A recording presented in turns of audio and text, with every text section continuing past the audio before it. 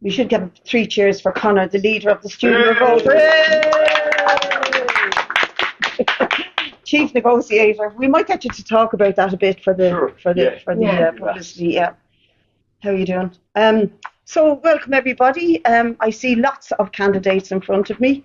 Not so much media, but lots of candidates. And the purpose of this is to launch our local election campaign and candidates, of which we have many. And this manifesto, which is all about putting an end to Fianna Fáil and Fine Gael. In fact, it says evict Fianna Fáil and Fine Gael and put campaigners on our council. At the back of this document, you'll see all our candidates listed. We have a very impressive lineup of candidates right throughout the country, and we're very proud of them and want to thank them all very much for putting themselves forward, for putting themselves through the mill of going for election. But the reason they're doing it is because we're serious in People Before Profit about providing real, genuine, grassroots, bottom-up opposition to the agenda of Fianna Fáil and Fine Gael, which has dominated this country since the foundation of the state. Way past their time, they need to be gone from the seat of government, and that's why our title is to evict Fianna Fáil and Fine Gael and put campaigners into local authority councils. And all of these people who are listed here, who you see in front of you, are genuine fighters, campaigners, fight for the working class, fight for justice, fight for equality. And as we go through them, I will introduce them. And the reason we need campaigners in there is because it's very easy. I've done it for 7 or 8 years on the council and nearly 8 years in the Dáil now. It's very easy to go into your position as an elected rep and go through the motions and, adhere to the agenda and put forward your questions and do it in a routine way. What's harder, but what's much more important and more effective, is to go in there fighting and really kicking up a stink and having support behind you of your community, of groups of workers, of people who are victimised or marginalised in this society, and bring them along through the political process to make a difference, to make change. And that's what all of these candidates are about. And I see all the faces in front of me who hopefully can say a few words as we go along. So sitting at the table here with me is a selection of our candidates, and I think I will start actually, not in order of priority, but in order of kind of political relevance, with Conor Reddy, who's sitting at the end of the table, because as well as putting himself forward for the campaigning councillor for the elections, Conor is also a leader of the student encampment in Trinity that yesterday won a very significant victory. And I think it'd be good, Conor, if you could talk about both running for the elections and what happened in Trinity. Thanks very much. Yeah, so I guess to start, yesterday we had an historic day, the first Irish university to give on BDS in response to student protest or campaigning. I've been involved in boycott, divestment and sanctions work on the university since I was an undergrad in 2015. So we're at this a long time. We fought for a very long time, and obviously right now facing a genocide in Gaza and the worst of the final stages of that genocide, the invasion of Rafah. We felt maybe a couple of weeks ago that we needed to up the ante. All around the world, students have been rising up, campuses in the US, campuses in Europe now, demanding that universities end their complicity in the genocide, divest from Israel, end academic ties, and cut all procurement links that universities might have. So for the last 5 days, 6 days actually, you kind of lose track of time when you're in there. We've been in encampment in Trinity. People will have seen in the middle of the university. It's been an amazing experience. We've been inundated with public support. There have been hundreds of students and staff members that have come down and done shifts at the camp, stayed in the camp, and led on the protests that we've had on the back of it. I think what it has been is a vindication of people power. People power, students, staff, and the general public coming together to tell a public institution that it's not good enough, that divestment has to happen, and happen it has. So yesterday we're very happy to kind of get to the stage that we got commitments from the university. There's going to be a total divestment from all Israeli companies in Trinity. So that's a massive step, something that we couldn't have imagined even 2 weeks ago when we were told that the university had to maintain space for diverse opinions, that the university was neutral in the genocide, that it wouldn't take a position at all.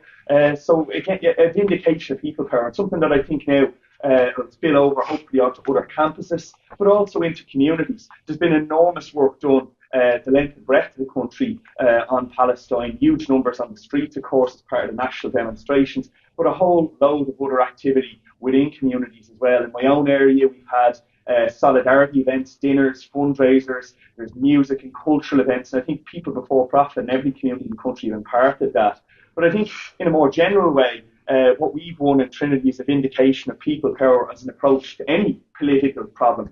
I'm part of, I guess, a lockdown generation, a generation where 70% of people under the age of 35 still live at home with their parents, where those of us that don't are paying huge portions of our incomes on rent. We're completely almost locked out of the possibility of home ownership in a way that no generation really in recent living memory before us has. So I think there's a huge anger there on housing. There's a huge anger at work. People in my generation who teach in our schools and work in our hospitals are at breaking point. The pressures of understaffing and underfunding and investment in public services had a huge toll on people. Most of my friends now are either going or have gone to other places, to Australia or to Canada. And I think this local election, a year out from the general election, is an opportunity to put it up to the government, to say to them, we're going to evict you before you evict us. That's, I think, what we have an opportunity to do in this election. We have an opportunity to use our platforms to build people power, to build campaigns. At the moment in my own area, and I know other people before profit candidates in the elections are doing the same. We have an energetic campaign on vacancy. In Ballymun and Finglas, there's 110 vacant council-owned houses. That needs to change, and it won't change, of course, if the council stays the way it is. The only way that's going to change is by putting campaigners onto Dublin City Council and every other council in the country to fight, to bring these houses back into use, to build public housing on public land, and to start making a dent on the other social crisis that we've got in Irish society. So I think a big victory in Trinity yesterday, a lesson that we can all learn from whatever we're doing, and hopefully now an opportunity in June to get rid of this government as soon as we can. Thanks. Thanks very much, Conor. Really very proud of the student. It's a huge historical breakthrough that we've had, and well done. And we'll be raising it today at Leaders, the whole situation with the occupation and the need for the government to take a leaf out of the students' book, literally. Melissa Halpin is 8 years now a councillor. 12 years, good night. She's nearly veteran, and she's a councillor in the Dún Laoghaire area and has played a very important role in building grassroots movements right throughout her period as a councillor, and she's running again in Dún Laoghaire, and there's a few more Dún Laoghaire candidates here. So do you want to say a few words, Melissa? Yeah, well, just really following on from what Conor was saying about, we need to put more campaigners on the council. And that's not just because if you've more campaigners, they'll vote in a particular way. It's because when we talk about campaigners, it's about people who will work with their communities, work with people out there to try and build a campaign around an issue. We're not just about going in, putting down a proposal on the council and then hoping people will vote for it and giving out if they vote against it.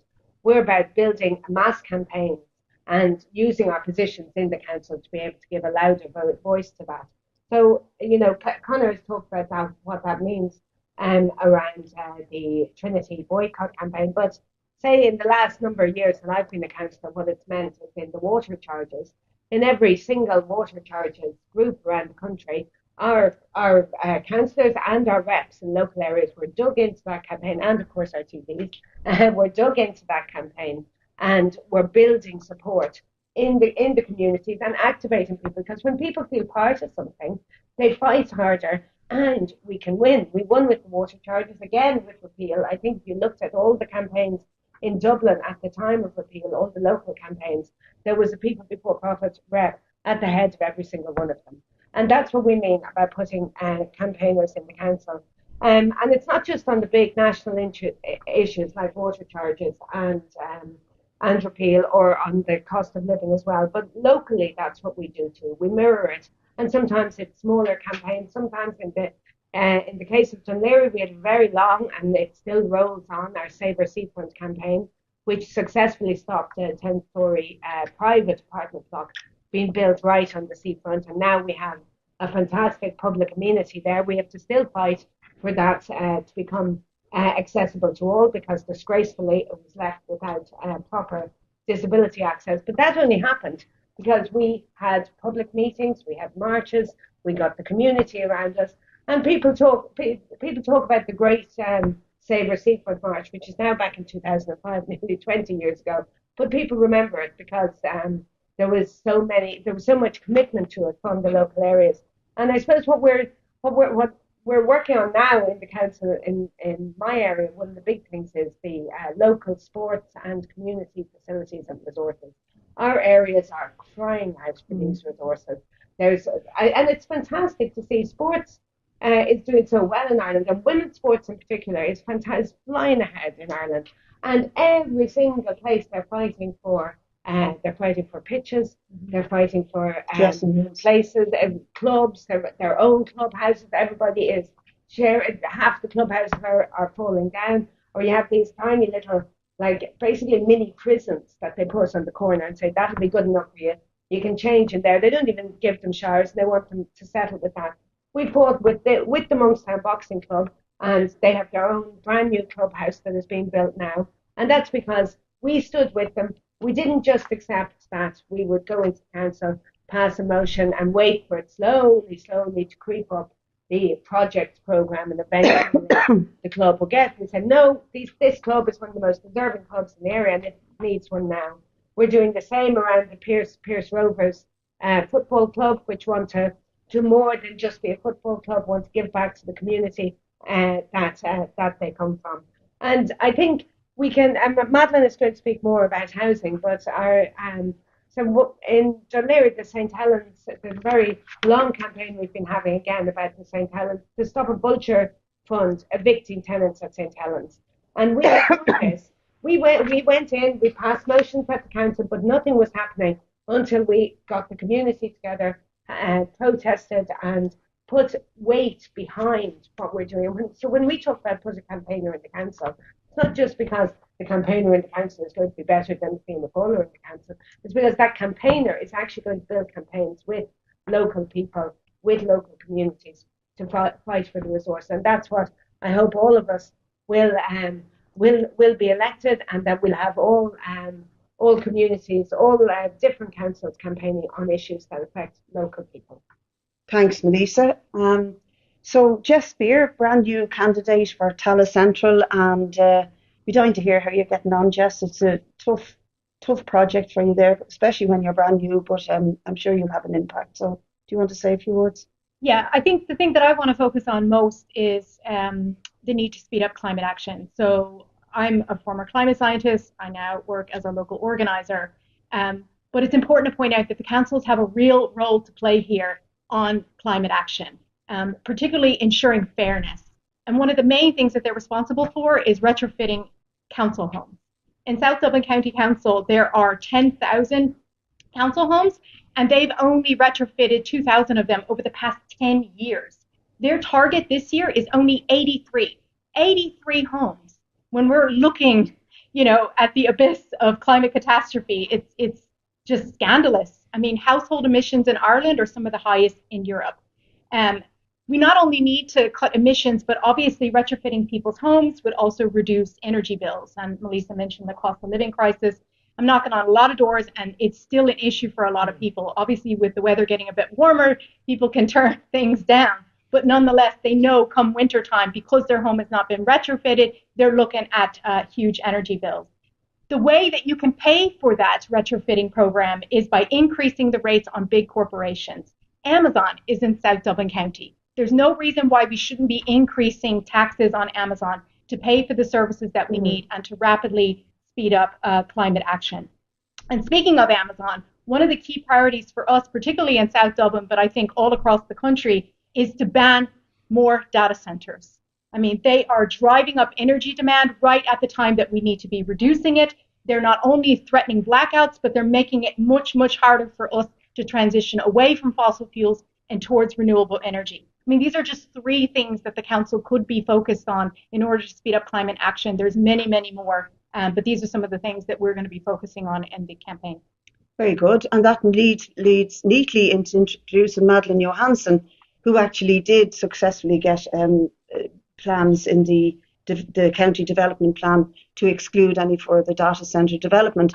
And again, this is an example of people before profit campaigning from below. Interesting, Jess is from Seattle, Madeline's from Sweden.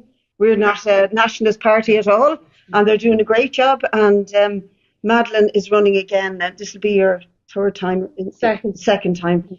So well done, Madeline. Thanks, Breed. I've been involved in people for profit and politics for a long time, but I think the last couple of years have been really important for me because I've been personally involved in a fight against eviction, been organising the tenants of my block against mass eviction. And I'm just one of tens of thousands of people in this country who are facing housing uncertainty. So we have, of course, the almost 14,000 who are currently in emergency accommodation. But then we have tens of thousands of people. We don't know the exact numbers, but we know that there's tens of thousands of people who are couch surfing, who are living in overcrowded conditions all across this country and have no access to proper housing, affordable housing that they need. And it's very clear that Fianna Fáil and Fine Gael's housing policy have utterly failed. And that's why we are saying that it's time to evict Fianna Fáil and Fine Gael, not just out of the Dáil and out of the government, but also out of our councils. Because it is possible to solve the housing crisis. Just look across this country and you will see that there's 160,000 vacant properties, homes that could be used for people to live in, but they are left vacant. 65,000 of those were also vacant in 2016. That means that they were been left for at least 6 years vacant. This is completely disgraceful. And actually, there is something that our councils and our councillors can do to solve this. Councils have the power to compulsory purchase derelict properties. But there is a problem because the mainstream parties will not do it. The councillors will not do it. We've seen it in South Dublin where I proposed a motion to compulsory purchase all 10 sites that are on the derelict sites register in South Dublin, and the establishment parties all voted against it. Fianna Fáil, Fine Gael, the Green Party, Labour Party all voted against my motion. Despite that, I kept pushing because I'm not one to give up. So I pushed locally to get 2 houses in Palmerstown that have been derelict for 10 years or so to be compulsory purchased by the council. And the council has now agreed to do that. And I think that shows that when there is pressure put from councillors, but also from people on the streets, you can get things to happen. So tackling vacancy and dereliction is one thing that we can do to solve the housing crisis. The other thing is that we need to build social and real affordable housing on publicly owned land. The state and councils own a huge amount of land across the country, but they're refusing to use it to actually build social and real affordable homes. Instead, we've had a policy of selling off publicly owned land to private developers for tiny amounts of social housing. For example, in Kilcarbury, in South Dublin, a big tract of land for about 1,000 units was sold off to a private developer for 30% social housing. There are now apartments being rented out by private landlords on that site for €2,000 per month.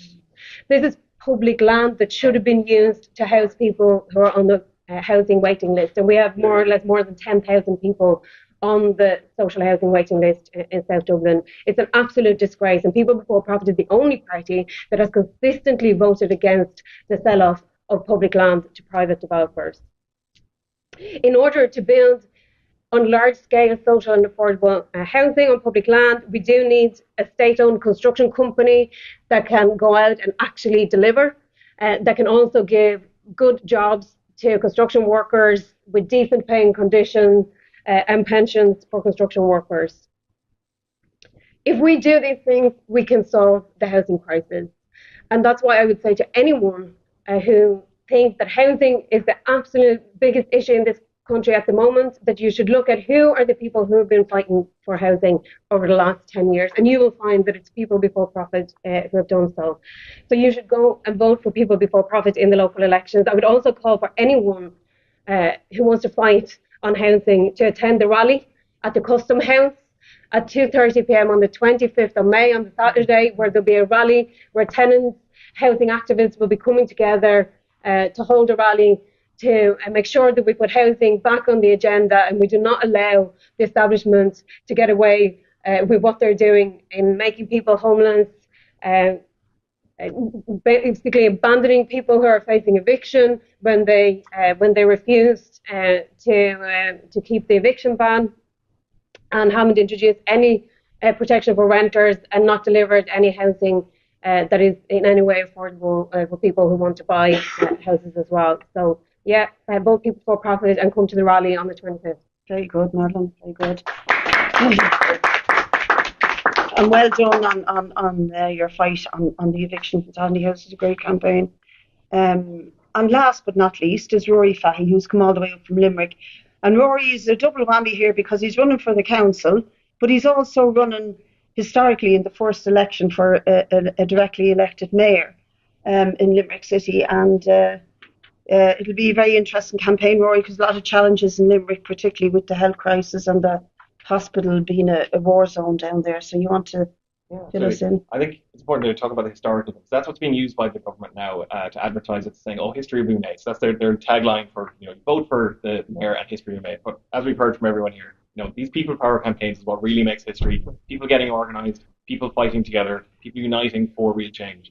Because in reality, there was a promise made that a lot of powers would be devolved to the council in Limerick to make decisions locally, to decide how spending happens locally. But in reality, it's the same problems you have up here with the CEO and Dublin City Council and repeated CEOs coming through, where the power mostly remains within the executive.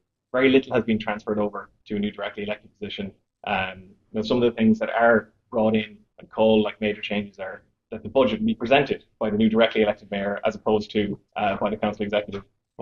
Presenting the budget when the spending is almost pre-decided in Dublin through national programmes, and you don't really have that local intake within it. And the same with the National Development Plan. You have the local development plan based on the National Development Plan, and again, presented by the directly elected mayor. But, what goes into that plan should be decided locally, and people should work on it together locally as well. And that's one of the things that we want to fight for. Like these people-powered campaigns, where those presentations are made to the council to be voted on, we need to fight as hard as we can to get those decisions made in local communities, to go out into communities, get people organised, get them meeting together, talking about development of their communities. Because as we've heard, the lack of sports facilities comes up all the time. You need a combination of your local development plan and your budget coming together to ensure that these facilities are built. And it's not just sports, it's arts, it's culture facilities, it's community centres, all of these things. People are crying out for them. And since COVID, social isolation has gone through the roof. And people need places to meet, people need community, they need public spaces that are free for them to go to. Because that's one of the other major problems that we have in Limerick at the moment, is that there's a massive rise in work poverty. You have so many people who are working more than 40 hours a week just to keep food on the table. You have parents who are cutting back on their own food intake to ensure that their children are fed. They're embarrassed that they can't bring their children out for the weekend to go to the cinema or just to go swimming or anything like that. They have to pay out of pocket for everything, and they just can't get by.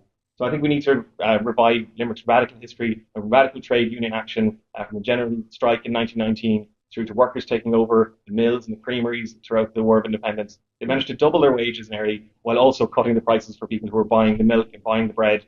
So that's what we need to be fighting for. We need to go and use council contracts, put terms into those contracts to ensure that unionised companies get a preference, that a living wage is mandated by all council contracts, and then fight to get all of those contracts brought back in under the council directly. Because all of this outsourcing has just been increasing the wealth for a few individuals while reducing the quality of services delivered to everybody.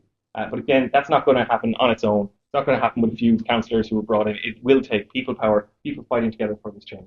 And then finally, one of the things that we want to do with the new mayoral position, whether we get into the council, whether we get into the mayor, is take some of that new public funding and to challenge that Ernst & Young report that came out that said, if we make free public transport, only 1% of people will get out of their cars. Let's prove it, There's money coming into the council now as part of this role. We should go and have free public transport in Limerick. You could do a trial of it, try to get the money from the central government on top of it. We can see what happened in Montpellier when they brought in the same. They had a 30% increase in ridership. 1% versus 30%. Where do we fall on that?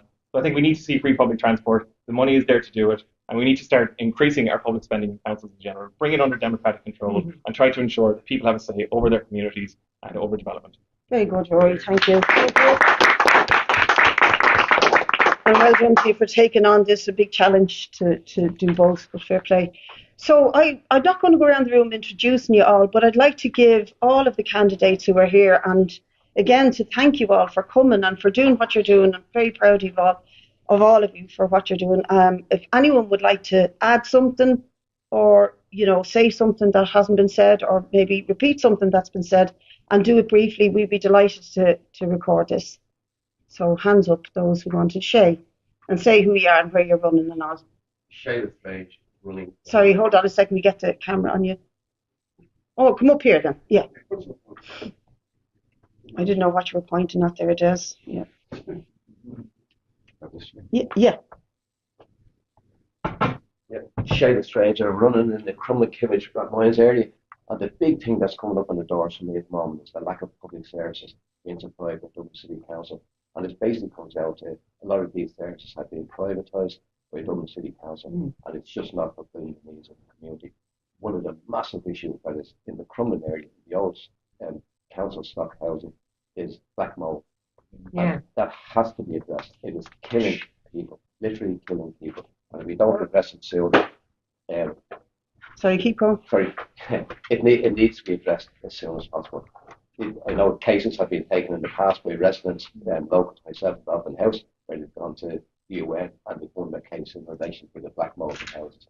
We have to put it up as one of our priorities in that campaign. Good for you, Shay. Well done. Anybody else want to raise issues or say a few words, introduce themselves? No. Kelly? Kelly wants to come up and they'll take you. Good on you, Kelly. Kelly's a latecomer to the list. Thanks so much. Yeah, absolutely 100% agree with all the issues that's been said this morning about climate action, housing, about Palestine, and I'm really proud of the party and honoured to represent. In my area in Greystone, in County Wicklow, what we've seen is massive private development companies come in and make huge profits on housing estates, but there are no matching services. We have a number of children in the area who are still waiting on their school fees, and it's causing an immense amount of stress on families, and the children are calling themselves the leftover children. So what I would love to see, what I think people before profit can work on and deliver is community with school places, with sports facilities, with homes, with services to match the needs of the people that live there. Thanks very much, Kelly. Thank you. Do you want to say a few words? And introduce yourself as well? Yeah, it looks like yeah. We do it all the time. Yeah. Oh. Do you want to sit up at the? It's not a good sign. Yeah. You can make a point about how we're not funded by big business. Do you know what I mean? So we're used to duct tape. Exactly. My name is Shane Leck. I'm running in Cork South Central. From my experience of going around canvassing, housing is clearly the biggest issue this country is facing. Also just basic maintenance of our services and our city. We need to see a publicly owned development company to deliver affordable social housing, which is severely limited at the moment. And we do need to push for better free public transportation to ensure that we get more cars off our roads, to ensure that, and to just ensure that our environmental issues are properly addressed. Thanks very much. Bernard, do you want to say a few words? Now, we'll have to speed these things up, but come up and sit down here, Bernard, please, so we can record you. And introduce yourself. Thanks. Yeah. Yeah. you know, the Burwood Bank, so the Reno Cantar, Dublin Bay North. Since I was just thinking back to the day that we were talking, we started off 2019, our first campaign, which was to save the 123 bus, which was going to be taken away from the Bus Connects, and we gathered up the most signatures of any group in any area, and any bus route managed to save it when another bus route followed. Since that, it's been sort of victory after victory, if I'm honest. Like we started up the Access for All campaign with the help of hugely with people for profit. We invited everyone else, but no one took us up in it. and we managed to secure a massive victory on that, whereby funding has been allocated hundreds of millions for all the train stations in the whole island of Ireland to be made accessible. There's 147 train stations in this country, and they're all been made accessible. When we first started the lease and said this, Dunleary used to be out consistently. On any given day, it would be 12. A couple of weeks ago, say all funds will be made available because we brought the community along. Scrap the Green Paper Coalition again, people for profit, central to that activist, providing all the government back down. They scrapped that green paper. That's us working really well with people, and in particularly people